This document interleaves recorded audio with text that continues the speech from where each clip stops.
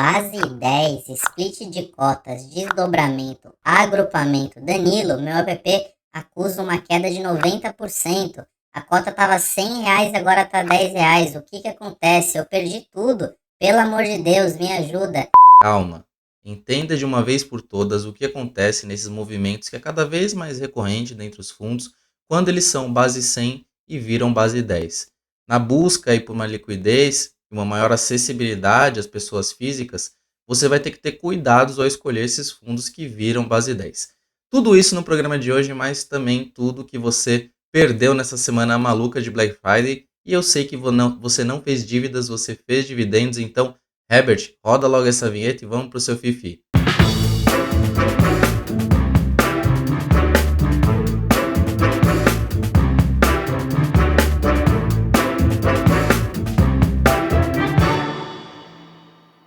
Sejam muito bem-vindos a mais um Fiz e Finanças, esse programa que nós fazemos para você ficar informado de tudo o que aconteceu, com opinião direta, isenta e também conteúdo educacional que vai ser o de hoje aplicado ao movimento aí dos fundos imobiliários que tem sido cada vez mais recorrente. E sem mais delongas, panorama semanal foi uma semana bem turbulenta para os fundos imobiliários, caímos aí 0,73 só nessa semana. Eu não achei nada muito relevante que justificasse essa queda e, sinceramente, uma queda desse tamanho parece pouco, né, 0,7, mas em uma semana, nessa apuração de uma semana, ela é um pouco relevante sim, mas nada que influenciasse diretamente, foram os fundos, a gente vai passar por cada um dos fundos, mas nada que influenciasse diretamente algum evento específico. Tanto que ainda no mês sobe levemente, enquanto o Ibov aí disparou, né, só nesse mês, subindo 10%, frente aos 14% que sobe no ano. Se a gente comparar com o IFIX, sobe aí 11% no ano. Dito isto, com esse 0,73 de queda, os fundos de fundos foram mais impactados, caindo quase 2%, 1,7%. Já os fundos de papel caindo também quase 1%, Shopping Center também 0,8%, Galpão 0,7%, Laje corporativa foi o que menos caiu dentre os fundos de tijolos, com uma queda de menos 0,31. E só o segmento de varejo, que vinha aí em 2 ou 3 semanas de queda, se não me engano, subiu 0,20%.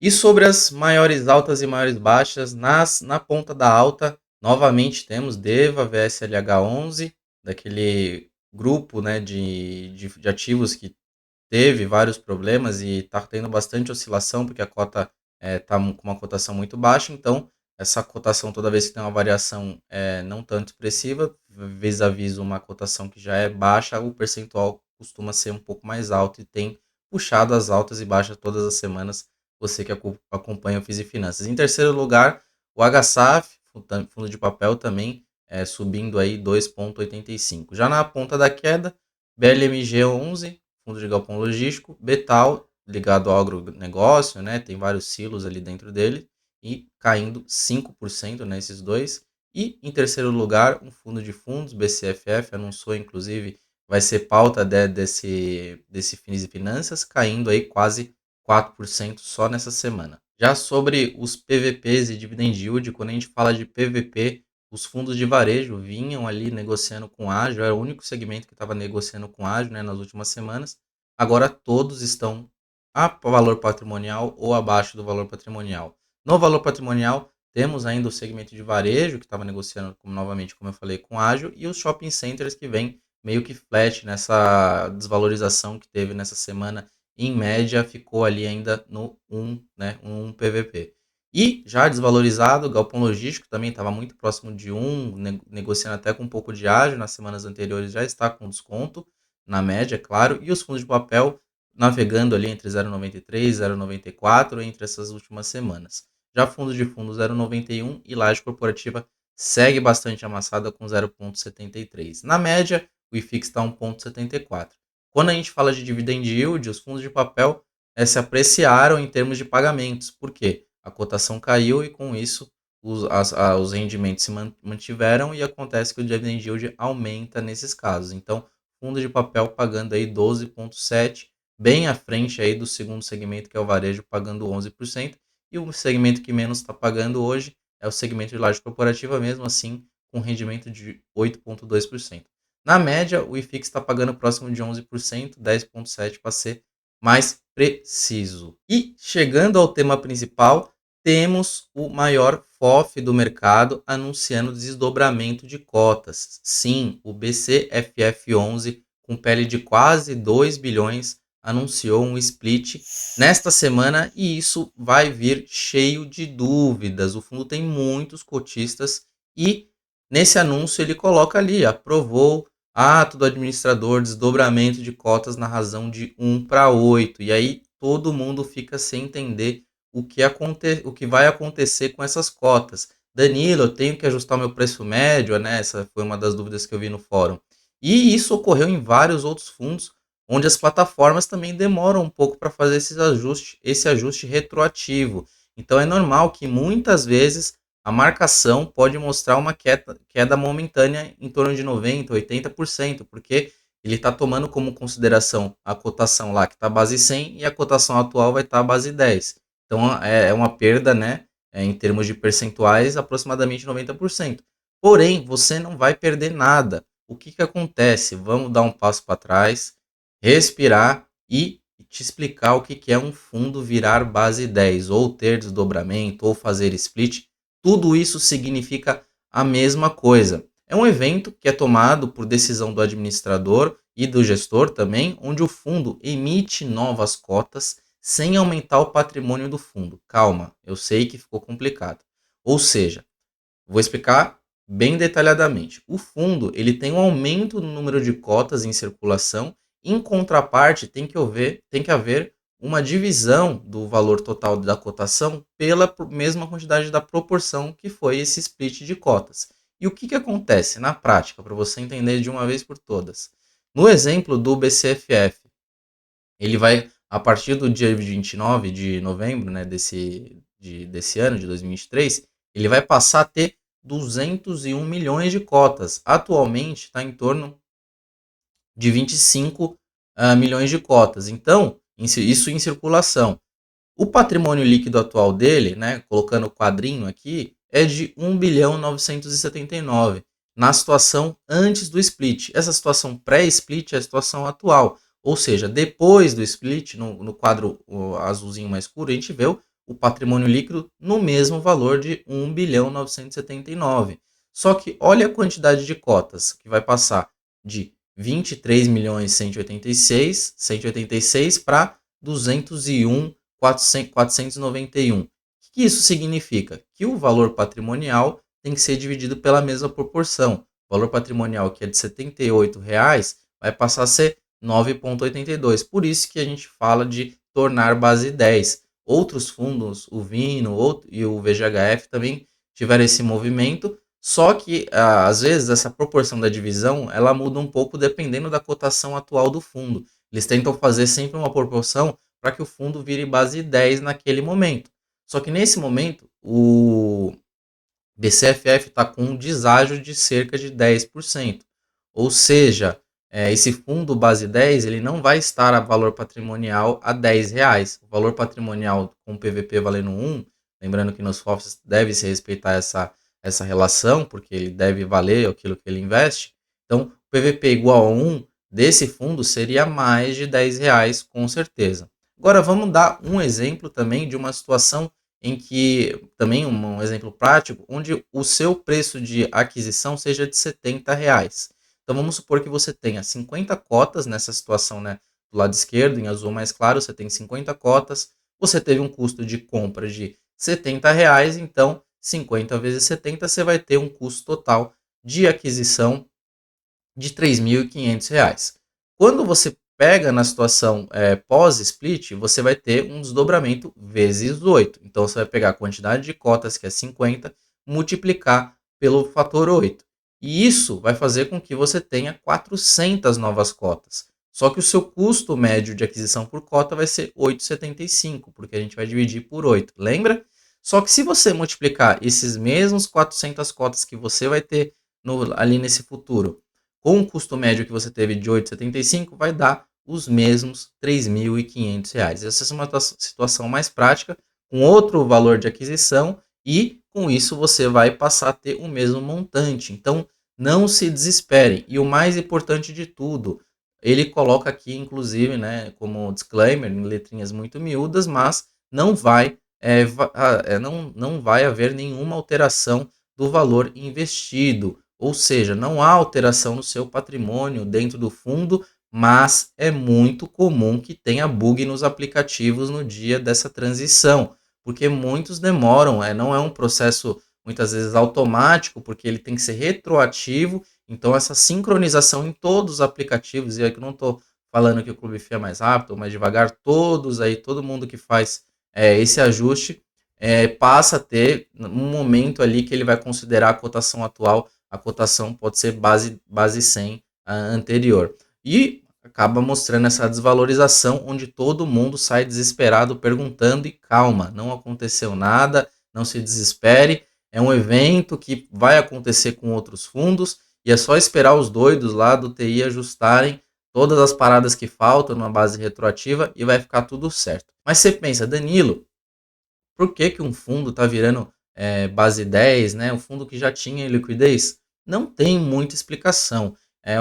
Na minha visão, isso é bom. Tem analistas que acham que é ruim. Eu acho que isso dá acesso a novos investidores, gente que não sabe que fundo imobiliário realmente funciona, que paga dividendos. Então, esses fundos, a gente inclusive tem a carteira de R$ 50, que ela é totalmente grátis dentro do Clube FI. Com R$ 50 você pode começar a investir com diversificação em 5 fundos. Então, se não fosse isso, não seria possível. Você ia precisar ter R$ 500 para investir em 5 fundos. Então, aquela pessoa que está meia suspeita, né, ouviu muita coisa na internet, acaba não acreditando no produto e é um passo muito importante as pessoas comprarem, mesmo sem. Essa é uma situação da carteira de R$ 50 que eu acho que a pessoa, até sem reserva de emergência, pode testar o produto.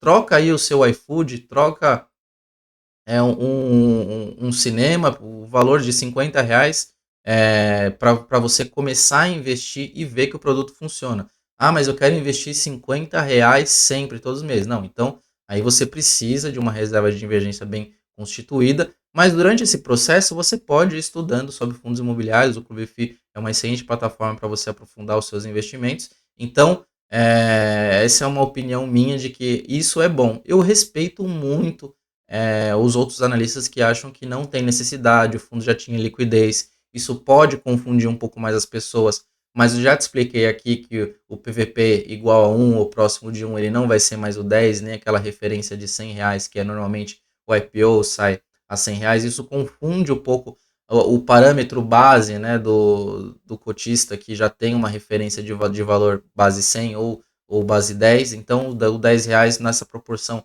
quando tem essa quebra de 1 para 8, 1 para 7, acaba acontecendo isso. O fundo vai para próximo de R$ 10, mas muitas vezes ele está desvalorizado. E quando ele valorizar, ele vai estar acima de R$ 10, e aí as pessoas acabam tendo a sua confusão. Além de outras confusões de, assim, da variação dos centavos representar um percentual muito grande. Lembra que eu falei que os fundos que tiveram problemas ali no passado, teve uma desvalorização alta, ficou com um valor pequeno de negociação. Isso acaba confundindo um pouco os investidores iniciantes na hora de comprar. Então, vai falar, não, só está 5 centavos, 10 centavos, 5, 6 centavos de diferença. Isso representa 6, 7% às vezes no valor da cotação. Então, faz muita diferença sim, não é porque não é mais base 100 ou base 10 que você vai deixar de olhar a valuation. Então, muita atenção nesse ponto que pode confundir, mas na minha opinião é muito mais benéfico do que pode destruir valor aí das pessoas, ainda mais que elas estão começando com valores que são menores, e então isso já é um ponto para elas prestarem um pouco mais atenção. E quanto à relação ao valor patrimonial, claro que o 1 para 1 nem sempre vai ser o R$ 10, como era a referência de R$ 100 anteriormente. Chegando no seu giro de notícias, agora muitas aquisições nos fundos de shoppings. Eu já tinha falado na semana passada sobre essa aceleração dos FIIs indo para cima e comprando ativos das empresas listadas, né, ativos reais, comprando os shoppings dessas empresas, e a XP anunciou mais aquisições durante essa semana. Uma delas é do Plaza Sul, que já tinha sido anunciada e agora foi concluída a compra de 10% do ativo pelo valor de aproximadamente 60 milhões, dividido em parcelas. Só que a segunda aquisição, sim, foi uma nova do Praia de Belas Shopping Center, Shopping que foi inaugurado ali na década de 90, lá na capital gaúcha, em Porto Alegre, Rio Grande do Sul. A aquisição foi de 8% do ativo e também pelo valor de 60 milhões, ou seja, sem considerar a parcela de pagamento extra de performance do ativo, chamado earn-out, né, na Faria Lima. O cap rate estimado dessa aquisição foi em torno de 9%, um cap rate bem generoso, e com isso a XP vem se firmando e comprando fortemente ativos com o dinheiro, claro, das novas emissões que foram feitas. O fundo só em 2023, esse ano, captou quase R$ 1 bilhão. E a segunda notícia, nada boa, o Bresco anunciou mais uma rescisão antecipada de contratos de locação, mais de 11 mil metros quadrados de ABL, referente a 35% do imóvel Bresco Canoas, com contrato ali que tinha vigência até 10 do ano que vem, até o mês 10 do ano que vem, e vão pagar uma multa de aviso prévio de 3 meses para desocupar o ativo. A notícia boa é que toda essa desocupação representa apenas 3% da BL do fundo, e por isso nós falamos tanto de diversificação. O fundo tem que ter volume, tem que ser multi-inquilino, então isso faz parte. A Bresco, né, para quem não conhece, a gestora é super eficiente na realocação de ativos, então deve realocar aí o imóvel. O Bresco Canoas já teve outras desocupações, eles também foram bem sérios, não só no Bresco Canoas, também na reocupação desses ativos. E a última notícia que marcou a semana foi no fundo TVR11, para quem não está muito lembrado, é o antigo BBPO, que agora está sob nova direção, ou seja, sob nova gestão, e anunciou a primeira venda em mais de 11 anos. Claro que antes isso não era possível devido ao regulamento do fundo. O fundo vem passando por diversas transformações e vendeu finalmente o primeiro imóvel lá em Juiz de Fora. Imóvel, claro, colocado no Banco do Brasil, assim como todos os outros, pelo valor ali de 52 milhões de reais, referente a uma BL também de 5.200 metros quadrados, cerca de 10 mil reais por metro quadrado. E se você está surpreso, né? Sim, o fundo pode mudar o seu regulamento, pode se tornar gestão ativa, claro, com aprovação todo, né, do quórum qualificado, né, dos cotistas atuais do fundo. Então ele pode mudar essa estratégia assim que, claro, for aprovado por pela maioria, na verdade, dos cotistas. E por fim, um pedido: se você chegou até aqui, vou pedir aquela curtida braba e verifique se você está inscrito no canal. Isso é muito importante para a gente continuar crescendo aí de forma orgânica. E vou esperar aqui você curtir. Curtiu? Se inscreveu? Tô aqui esperando ainda. Um grande abraço e até semana que vem.